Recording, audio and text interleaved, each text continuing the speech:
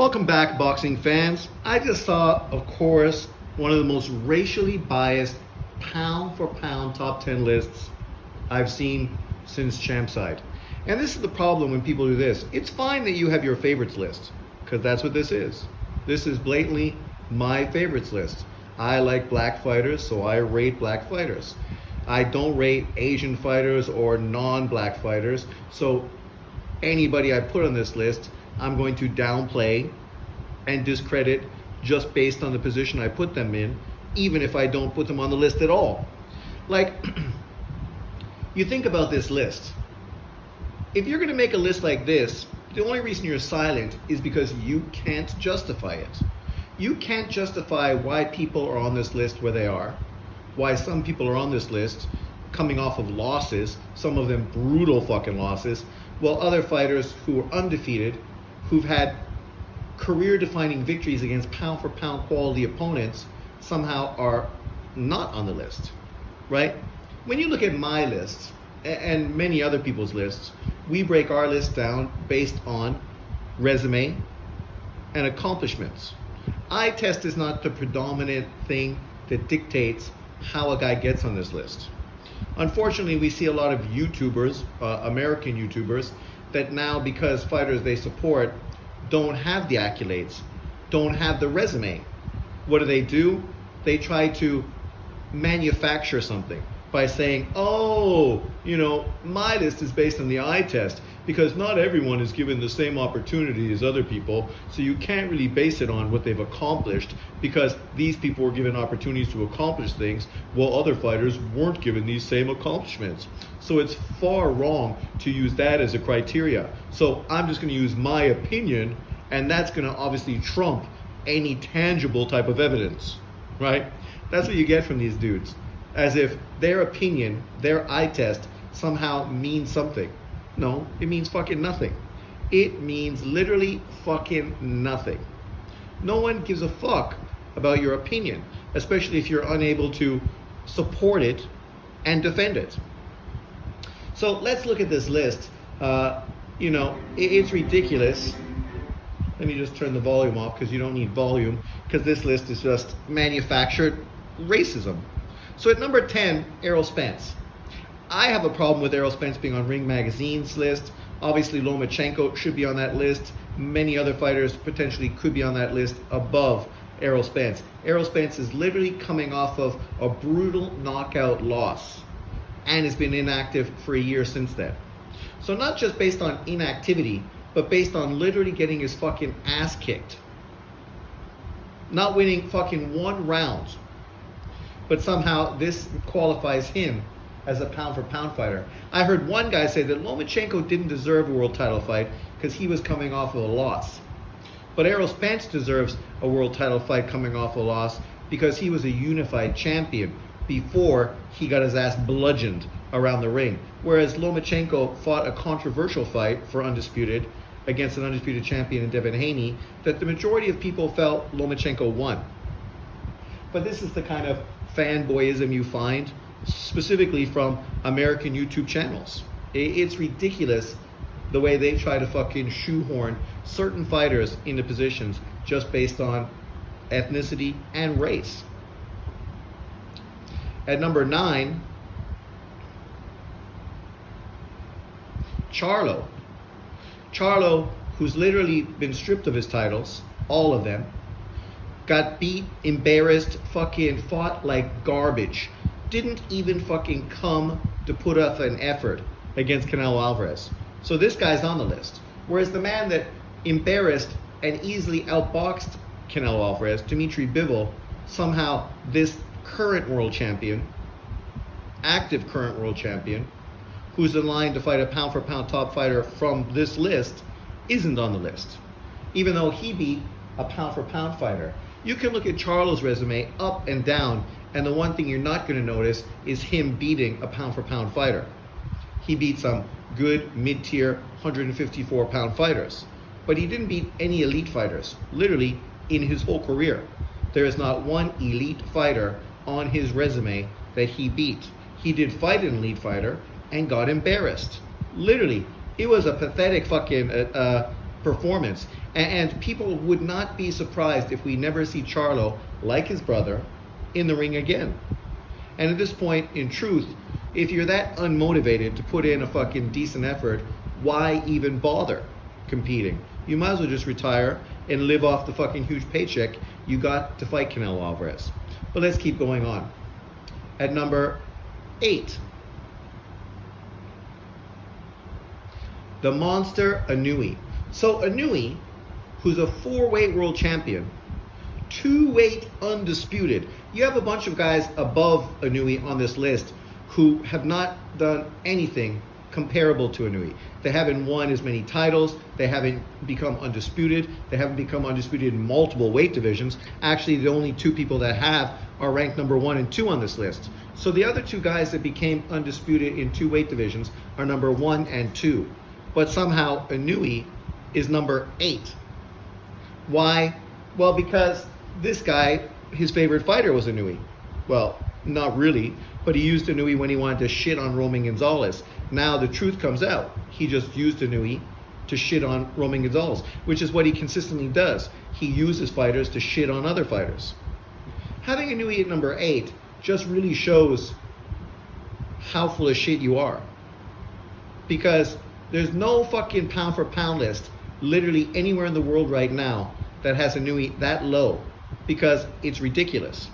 This guy's fought way more world champions than the majority of guys ranked above him. More world champions than fucking Usyk. More world champions than Bud Crawford. Has a higher knockout rate against world champions than Crawford and Usyk, right? But people are going to try to dismiss him because he doesn't fight in America.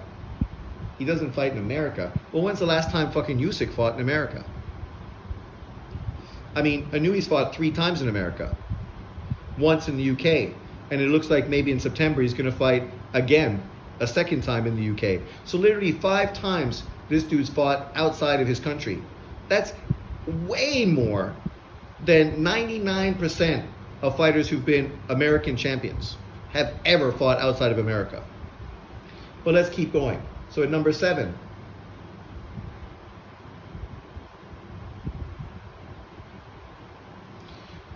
Arthur Beterbiev. Beterbiev at number 7 is kind of a slap in his face, because there's other fighters ranked above him who've not accomplished as much as he has. He's a 3-belt unified champion with a 100% KO ratio. This is a guy who's unified titles against world champions. He's beaten every quality top elite fighter at the division.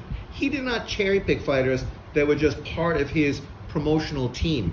He literally fought fighters that weren't even part of his promotional team, like Marcus Brown, a PBC fighter, like Callum Smith, a DAZN fighter, right? This guy literally has fought every top fighter and is in line, scheduled to fight against Dimitris Bivol, who unfortunately is not even ranked on this fucking list, for undisputed light heavyweight world title. And that shit's pretty impressive. Whether he wins, loses, or draws as a 40-year-old light heavyweight, there's not a better fight you could ask for this dude to take, right? But somehow him being at number 7, whereas, you know, I like Shakur Stevenson. But what has Shakur Stevenson done to be elevated above this man? His resume is not even fucking close to Beterbiev. He's a 3-weight world champion, sure. But in 2 of those weight classes, he won vacant titles. Didn't even beat world champions to win those titles. Only at 130 pounds did he actually beat a champion for the title and then actually unify. And then wasn't able to defend his unification because he blew the scale and lost his titles on the scale. And then moved up to 135.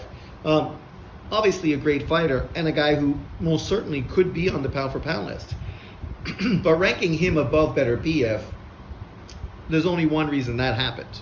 And it ain't because of fucking record, quality of victories, and things that he's accomplished.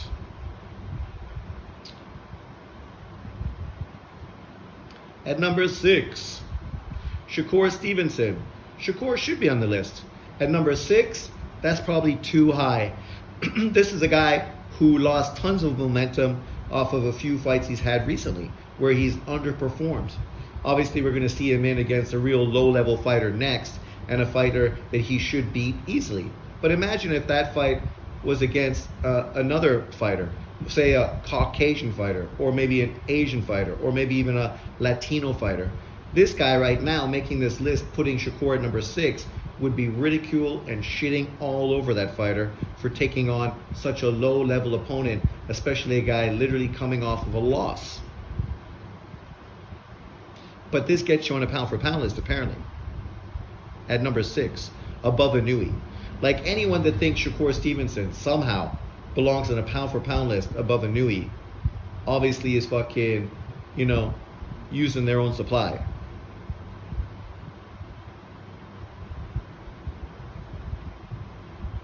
Then we got Canelo Alvarez at number 5.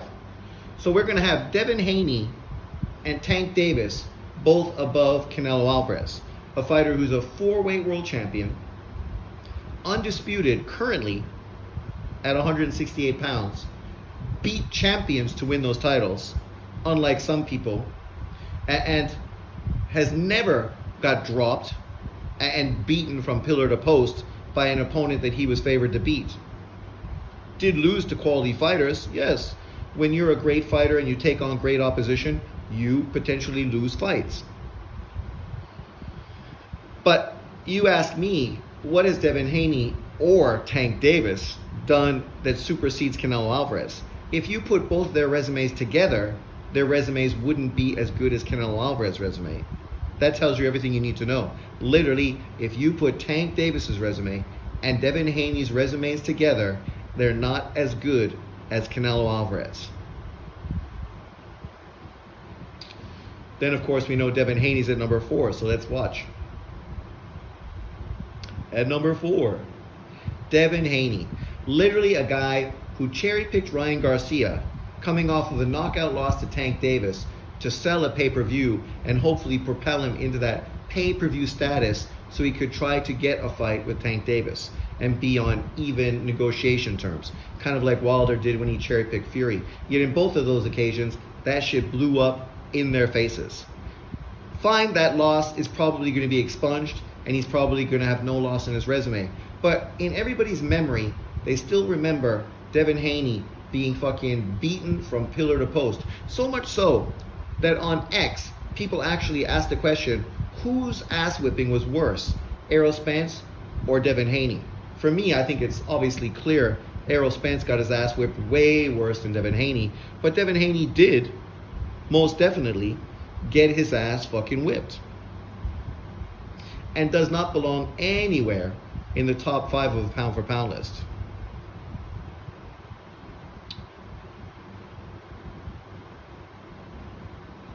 At number 3, Tank Davis, a guy who was given an email belt for his second weight division at 135, beat Petraza at 130, probably one of the best wins on his resume, is using A-side privilege to weight drain people, put them on rehydration clauses, and beat them into submission, which is quite entertaining, and he's doing a great job. But the question people really have is, why haven't you unified any fucking titles? Well, we know why, because his team was protecting him from other world champions. This is why when you look at the world champions he's fought that were world champions at 135, you'll find out there was 0. When you look at the world champions he fought at 140, you'll find out there was 0. When you look at the world champions he beat at 130 pounds, what was there? 2. Petraza and Leo Santa Cruz. So for titles he won by beating world champions, literally there's 2 names. 2. The dude's almost 30 years old, and that's what he has to show for what he's done. And the pay-per-view numbers for this Frank Martin fight, he'll be lucky to do $350,000 for it. That would be great. I expect it's probably going to be closer to $250, which is very mediocre, as Ring IQ likes to say. Because when you fought Ryan Garcia, you did 1.2. So without Ryan Garcia, you almost do 1 million pay-per-view buys less by fighting Frank Martin. And this isn't anything against Frank Martin, but Frank Martin was not unknown. He was not a household name. He wasn't the guy who fought anyone, beat anyone, and actually accomplished anything at 135 pounds. So how much love and push did you expect to get from fighting him? We know why they fought him, because he was an in-house PDC fighter. Sure, he was a dangerous fighter, but don't be surprised that the pay-per-view numbers show that he really had no fan base at all. Even Errol Spence fans probably fucking didn't pay out cash to watch this Errol Spence protege. Oh, see, and this is where you talk about manufactured right there. 71-0, the combined record of Tank's last 4 opponents, including Frank Martin. So somehow him fighting guys like Ryan Garcia, who literally this guy called a bum, the 130-pound Garcia, who was pulled up in weight, Rolly Romero, I think, was one of them, a guy who was just fucking obliterated, embarrassed by Isaac Cruz, and everybody knew was pure fucking garbage and should never have been a champion, because most people felt he was gifted that title and deserved to lose that fight. And then, of course, Frank Martin, a guy who's never fought or beat a top 10 opponent in his career. So 71-0 means something, but this is what you talk about manufactured. This is the same thing guys were saying about Stephen Fulton when they were trying to build him up for Inoue, talking about how he's beaten 8 undefeated fighters. Oh my. Yeah, well, it's easy to beat guys that are undefeated who haven't fought fucking anybody. And that's literally the situation here. Who has Frank Martin fought? Nobody. You can look at the present top 10 fighters at 135 pounds, and you will find not one fighter in that list that that Frank Martin has fought.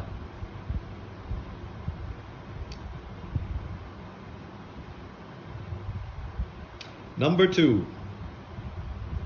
Alexander Usyk, who James Toney just came out and said was boring. Believe it or not, James Toney, people did not fucking think you were exciting either. But so Usyk is number 2, of course, because you can't have a non-black fighter pound for pound number 1. It can't happen, according to JB, because the world would fucking self-destruct, right, if a non-black fighter was recognized as pound for pound the number 1 fighter in the world. So it's impossible for that to happen, because this would, fracture this pitiful self-confidence or self-worth that JB probably has, I suppose, that he needs to always have a black fighter at number 1, even when there is no black fighter who is most definitely the number 1. And this doesn't mean Bud Crawford isn't in the argument for number 1. He is. He's in the conversation along with Usyk and along with Inoue. Literally, Bud Crawford just came out in an interview after the Usyk fight and literally stated that Usyk was number 1. Bud Crawford said that. Usyk just did something Bud Crawford and Inoue and Tank Davis and probably Canelo Alvarez will never do in their life. Fight a guy that was 40, 50, 60 pounds heavier than him. None of those guys will ever do that.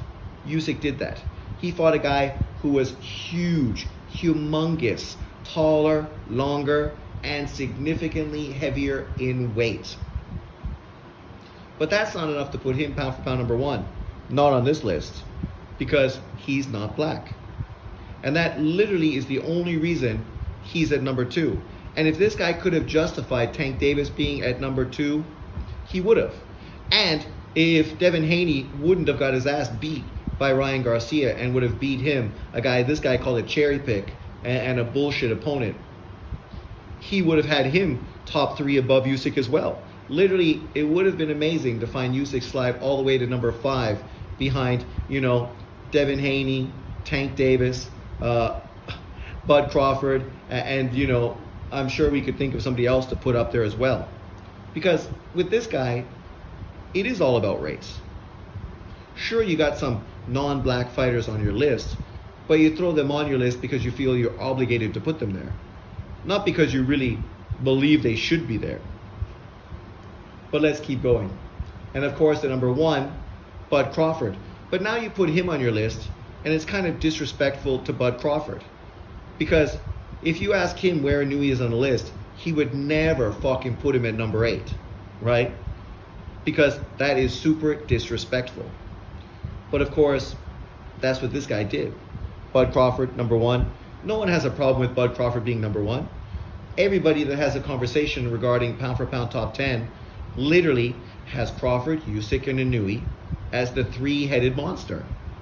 The 3 fighters that currently are undisputed in 2 weight classes, something historically that we've never seen. Yet right now, we're in this renaissance of boxing, where literally we have a heavyweight guy, a welterweight guy, and you know, a bantamweight dude, covering the spectrum of boxing, and two undisputed weight classes for all of them, encompassing 6 of the 17 divisions in boxing. That shit's pretty impressive. And instead of hating on these fighters, we should be parading them around, giving them their due praise and their due glory, giving them their flowers, as the young kids like to say. But unfortunately, racism is so prominent that we'd rather flip the switch. And if you criticize this guy's list, he's going to say, well, the only reason you're criticizing my list is because you're a racist. Yeah, this sounds a lot like Israel and the whole Palestine situation. You can't criticize Israel's actions in Palestine because that would be anti-Semitic, right? This is the kind of ridiculous fucking concept people love to perpetuate. And anyone that can actually use a brain knows that it's pure bullshit. It's like saying black people can't be racist. Okay, so I guess Jews should say the same thing as well and say Jews can't be racist either because they were persecuted and killed by Germans, so obviously they can't be racist either. But unfortunately, what they're doing in the Middle East is wrong. And what many of these Americans are doing in America is just as wrong. By pointing fingers and accusing everyone of something you're blatantly doing every day does not resolve or solve issues. It just shows the double standard, the hypocrisy that many of these American YouTubers consistently perpetuate on their channels and have subscribers that literally are fucking blatantly racist in their comment section, and these guys have a free platform to expound their racism day in and day out without being quieted or blocked. Whereas anyone that talks about boxing and literally points out the truth to situations, they get blocked and quieted. Kind of like Israel and Palestine right now. Similar situation, right?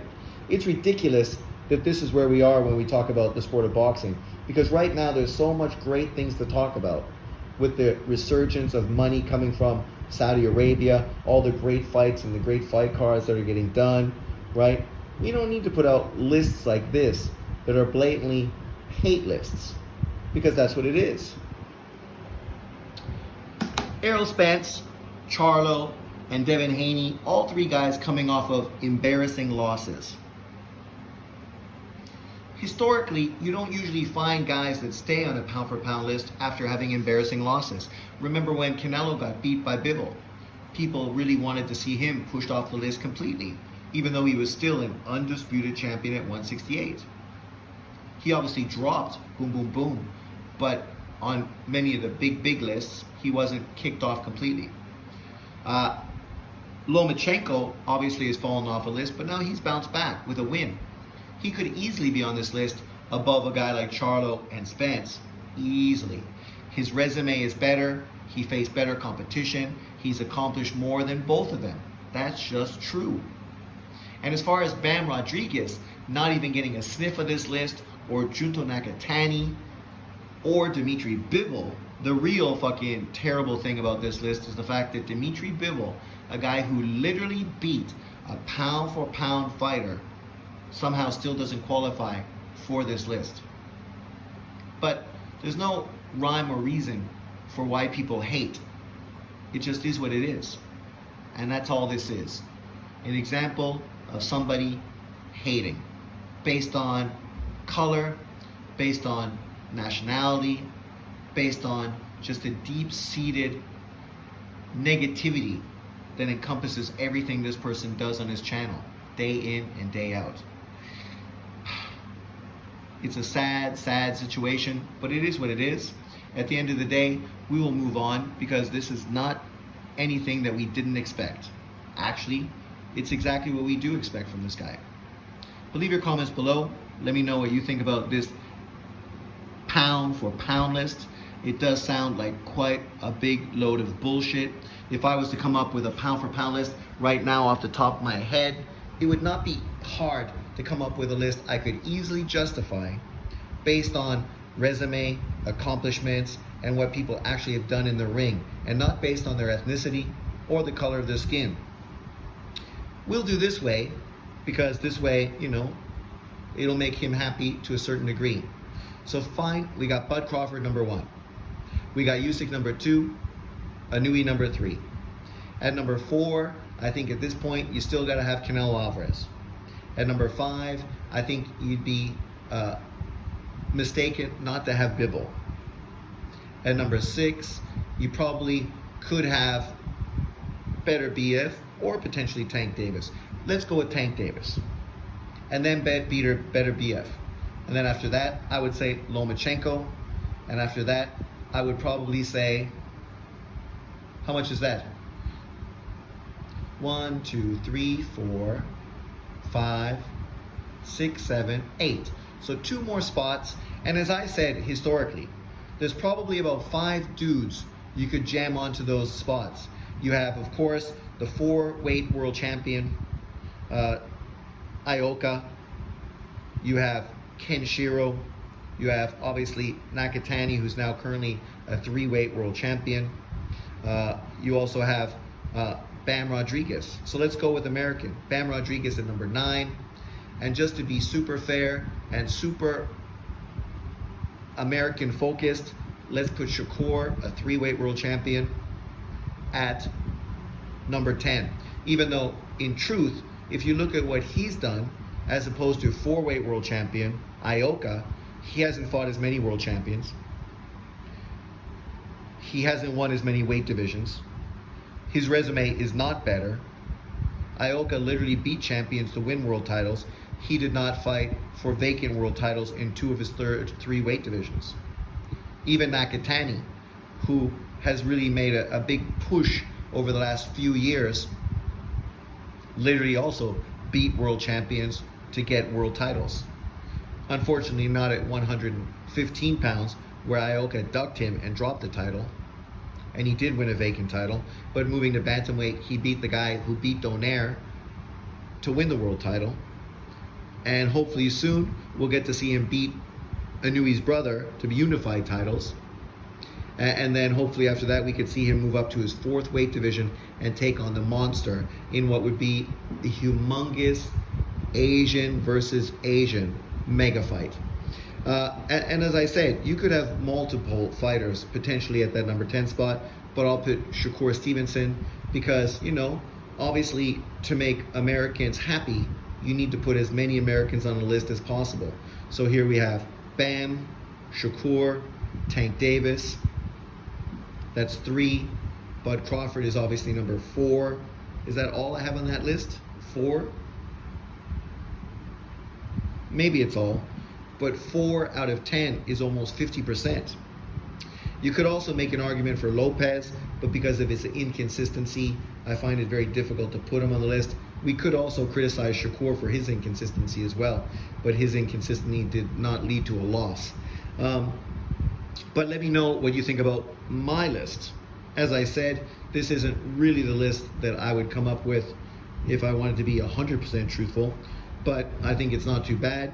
You have 2 Russians, 2 Ukrainians, 1 Japanese fighter, 4 Americans, and 1 Mexican. Mexicans might be upset because they may feel more Mexicans deserve to be on this list, like Juan Francisco Estrada. And obviously, if he beats Bam Rodriguez, he most definitely will be on this list. But leave your comments below. Thanks for watching. Boxing. The never-ending, racially motivated, back and forth medium. But let me know what you think. Remember to like, subscribe, and share, and I will see you next time. Peace out, everyone. Ciao for now.